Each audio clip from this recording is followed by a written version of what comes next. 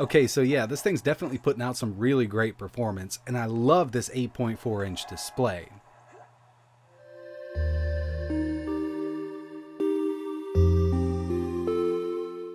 What's going on, everybody? It's ETA Prime back here again. Today we're going to be taking a look at the all-new ONEXPLAYER 2. Now, I've actually been really excited about putting this video out, and I've had this in my possession for the last 2 weeks or so.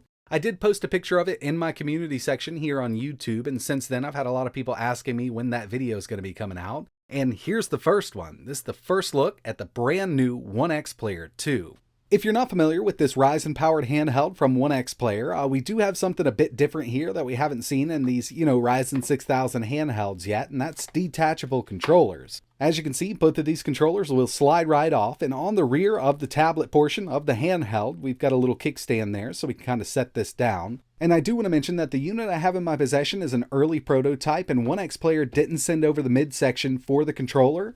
But once these are detached, we can actually attach it directly to the midsection, which will be included if you do end up picking one of these up, and we can use it as a wireless controller. It looks a little something like this. I kind of wish they would have sent it over, but unfortunately it was a bit early when I got my hands on this unit.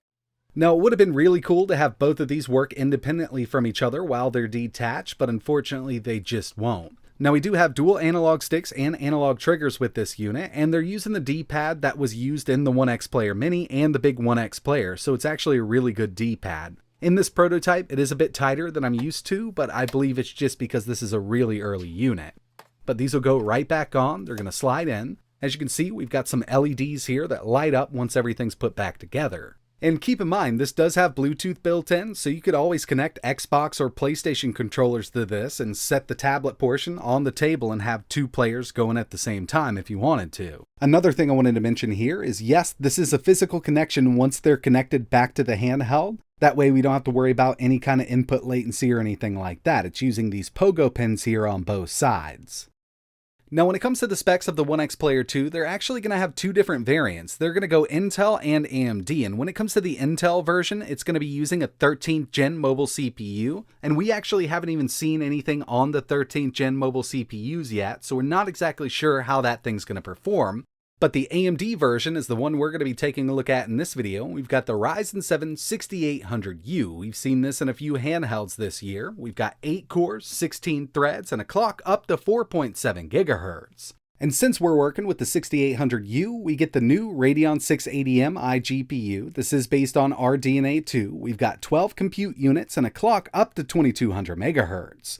RAM is going to be handled by LPDDR5 running at 6400 MHz, and you can opt for either 16 or 32. It does support a 2280 M.2 SSD, plus we've got a micro SD card slot. And one of my favorite things about the new ONEXPLAYER 2 is the larger display. This is coming in at 8.4 inches. It's got a resolution of 2560 by 1600, and it's an IPS screen. Now, obviously, gaming at 2560 by 1600 on this APU will be a bit limited, but it will handle older stuff at those resolutions pretty well. We've also got Wi-Fi 6, Bluetooth 5.0. It's got a 65.5 watt-hour battery, and they've also added dual stereo speakers tuned by Harman Kardon. Now, when it comes to I/O, down here we've got a USB Type-C port. This one is 3.2, plus we have a few extra pogo pins here for their magnetic keyboard. It's a detachable keyboard that's going to be sold separately. And moving around to the top of the device, we've got a micro SD card slot, a full-size USB 3.2 port. We've also got a full-function USB 4 port here, and this is a 40 gig port from what I can tell so far. I've done some eGPU testing on it, and yeah, I mean, you can definitely up the performance. We'll take a look at that by the end of the video. They've also included a 3.5mm audio jack, and if we take a closer look, we've got our volume rocker, power button, and our turbo button. If you're familiar with these ONEXPLAYERs, you know they include a turbo button to up the TDP just by pressing it. And with the ONEXPLAYER 2, stock it's running at 15 watts, but once we enable turbo mode, it jumps up to 30 watts, and it really does unlock the performance. Now, the overall button layout is pretty much the same as the older ONEXPLAYERs. As you can see, we've got our A, B, X, Y. We've also got our analog stick over here, and they've kept that keyboard button, which does come in handy. Basically, we can tap it once, it'll bring up an on-screen keyboard, or if we hold it for about 3 seconds, it'll enable mouse mode for the built-in controller. That way we can navigate the whole operating system using the built-in gamepad. Now around back, we do have this built-in kickstand, and it looks like we've got a lot of ventilation here for the CPU cooler and the M.2 cooler. This is definitely a larger handheld when you compare it to others on the market, given that we have that 8.4-inch display. Most of the other ones come with a 7-inch, and it might not seem like a lot, but it makes a world of difference. As you can see in this comparison between the Steam Deck and the One X Player 2, and I'll give you a side view here, it's actually not much larger than the Steam Deck, if any at all. And finally, before we get into testing, I wanted to go over pricing here. So this is going to be up on Indiegogo December 19th. For the base model, which has 16 gigabytes of RAM and a 512 gigabyte M.2 SSD, $8.99 for the early bird special, and at that price point, it's actually not a bad deal given the specs we have here. Now, as you can see, going up to 32 gigs of RAM and a 2 terabyte drive does bring that price up even on the early bird, but if you're interested in something like this, I would definitely try to hop on that $8.99 price tag. You can always upgrade that M.2 later on down the road, but I mean, given the price point of handhelds right now with the 6800U, it's really not too bad. Okay, so jumping right into some gaming, we've got Forza Horizon 5 1200p medium settings. This is one of those games that does function very well on these APUs, especially based on RDNA 2. I got an average of 87 FPS, and if you take a look at Afterburner, we are in turbo mode with this, so we're getting great performance, but this is totally playable at 15 watts. Medium settings, you'll have to drop it down to 800p, or at 1200p, go down to low settings, but at 15 watts, you can still play this all day perfectly fine. Next thing I wanted to take a look at were a few benchmarks, and here we have Geekbench 5, single core 1473, multi 7951. Now keep in mind, I am in turbo mode, and this is their stock turbo configuration, but we can get more out of this by tweaking the APU using a third-party utility. Checking out 3D Mark Night Raid, total score here 25,265. Fire Strike, we got a 6,470. And Time Spy, 2,731. So yeah, these synthetic benchmarks are looking right on par with other 6800U devices on the market right now, and I know I could get more out of this, but I just kind of kept that stock turbo configuration to see what we got, and overall, not bad at all.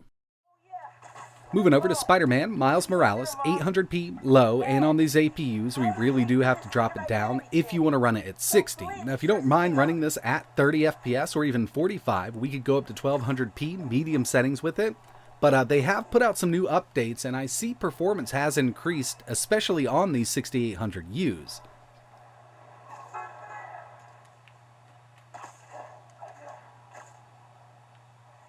Another thing I always like to do with these handheld devices is test out the dPad, and I figured we'd do that with Street Fighter V. We're at 1200p medium settings, easier to run game, and the dPad is basically the same from their older devices, and I've always had good luck with them, but this one does seem a bit tighter, and it might be because this is a prototype, but I mean, if they use this same dPad here, we're going to be good with fighting games.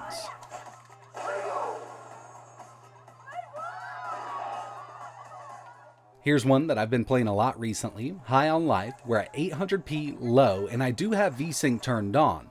This one seems to kind of overrun itself when we've got VSync off, and we will get some dips down into the 40s, but when VSync is on, we only get dips into the upper 50s, and I really think it comes down to the TDP here. Remember that CPU and GPU are fighting for the same wattage, so I think that's exactly what was happening when VSync's off. It's just really overrunning itself. Doom Eternal, 1200p medium settings with dynamic resolution scale on, and I use the FPS based dynamic resolution scale. I got it set to around 74 FPS. You can go lower if you want to, just set it right there at 60, but I kind of wanted to see what we could do. Still looks great, and it's perfectly playable on the 6800U.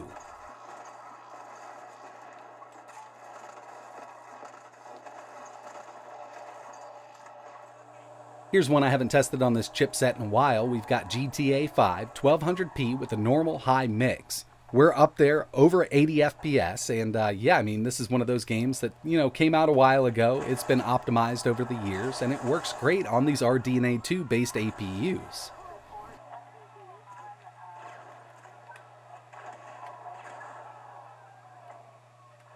God of War is another one I always like to test on these handhelds, and it really comes down to seeing what kind of optimizations the developers have done, and it really doesn't seem like much has changed from the first few months this game was out on these APUs.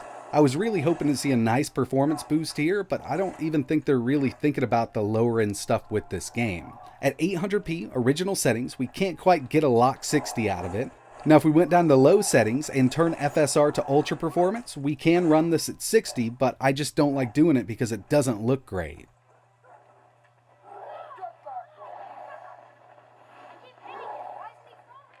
And the final game I tested here on the iGPU was Call of Duty Modern Warfare, and I just ran the built-in benchmark. And with this, I let it optimize its settings as soon as I started it up. I didn't change anything from their optimizations, and we got an average of 105 FPS.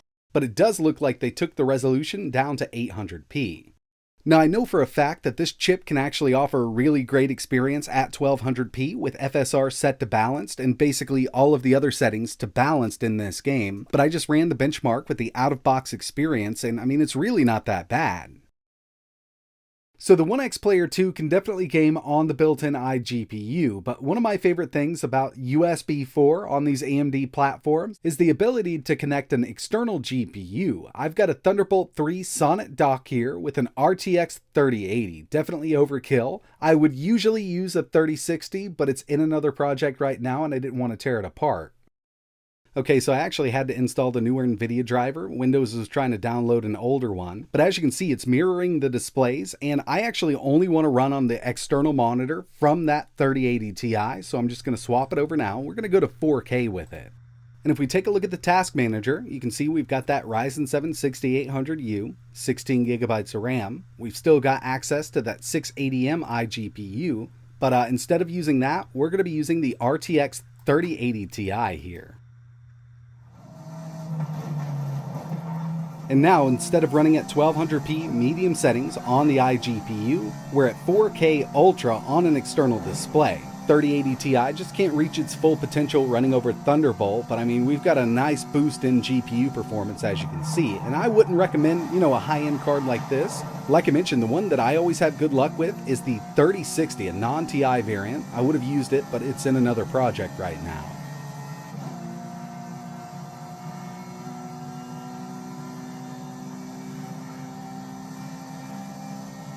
Another thing I wanted to take a look at was battery life on the new ONEXPLAYER 2.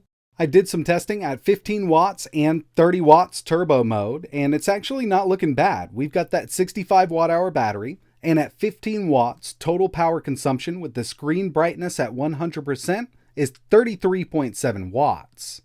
Taking the TDP up to 30 watts, total system power consumption jumps up to 48.9 watts. So with some simple math here, at 15 watts, we can expect around 1 hour and 50 minutes out of this thing. At 30 watts, 1 hour and 28 minutes. So all in all, not bad at all. I mean, it's on par with the other handhelds that are on the market right now. So far, I've been having a lot of fun with the ONEXPLAYER 2, and my favorite thing about it is the larger 8.4-inch display. It's an IPS. We've got a higher resolution than we really need here, but it does look great while watching videos, and I know some people aren't into these larger handhelds, but if you are, then this one would be one to definitely take a look at. I'll have at least one more video coming up really soon. We have to get some emulation out of the way on this, and there's a lot that I want to test on it, so I figured we'd just do a whole dedicated video to that. But if there's anything else you want to see running on the ONEXPLAYER 2, let me know in the comments below. We've still got a little bit of tweaking that we could do with the TDP and the clocks on the GPU and CPU to get better performance out of it, even at 30 watts. So, I mean, there's a lot that we could do with this. But I'd actually like to know your thoughts on the new ONEXPLAYER 2. Is this something that you'd be interested in? Are you not into these larger handhelds? Is it too expensive? Are you going to wait for an RDNA 3 powered handheld? Let me know down below. And if you're interested in learning more, maybe even back in the Indiegogo, I'll leave a link in the description to their Indiegogo and their website. This is actually going up December 19th. So if you're interested in picking up that early bird special for $8.99, I would definitely jump right on it. But that's going to wrap it up for this one. Keep an eye on the channel because I got more coming. And like always, thanks for watching.